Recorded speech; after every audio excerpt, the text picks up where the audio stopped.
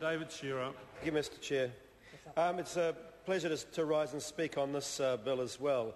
As my colleagues have said, the first three parts of this bill are supported by the Labour Party, but the last part on affordable housing, which my colleague Moana Maki is going to be talking on later, we certainly do not support that. Mr Chair, I think this bill is an important bill in terms of coordinating and safeguarding our infrastructure into the future. It's interesting to note that in the last few weeks, and even today, the Minister of Transport announced that the Newmarket Viaduct, for example, was due to open in record time, as was the Mangere Bridge crossing as well. All good news, all projects that were put into place under a Labour government.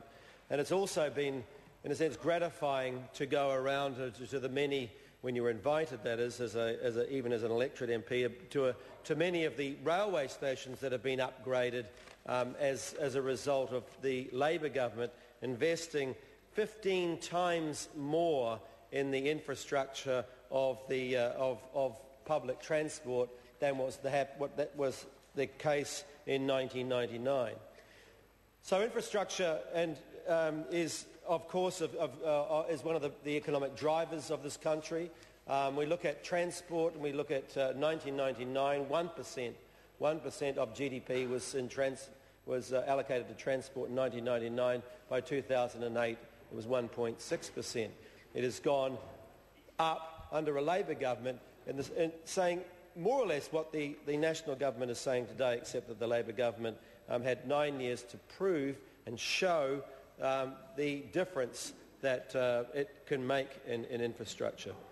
The first part, Mr Speaker, Mr Chair, of this bill is really a code into the legislation which enables a much more coordinated approach to the corridors and the main infrastructure routes that are going to affect New Zealand.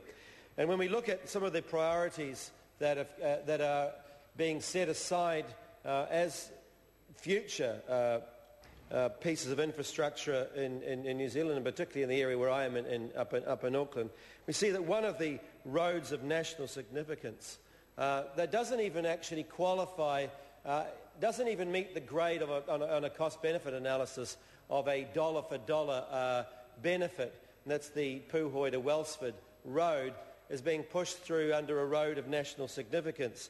And it's that sort of infrastructure, that sort of wayward type of irresponsible, I would even go to say, type of infrastructure where we're in fact looking at a road, a motorway, which is not able to generate the returns, the benefits to justify its cost, that we're putting $1.6 billion, possibly rising up to $2 billion into supporting.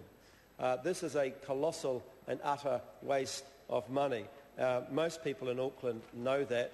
Most people in Auckland, or pretty much everybody in Auckland, knows that this is a road which is really only going to benefit those people going to their batches in the northern part of Auckland, up in the Warkworth area, on holiday times. This is an extraordinary waste of money, $1.6 billion. And Mr Chair, I think of what we could use $1.6 billion for. And I'll give you one quick example. Right now, we are looking at, in Auckland expanding at a rate of one Wellington city every 8 years. That's 180,000 people basically being added to Auckland's population every 8 years. And what we need to be able to think about is transport infrastructure, and we need to be thinking about public transport infrastructure, and that means the railway system needs to be upgraded substantially.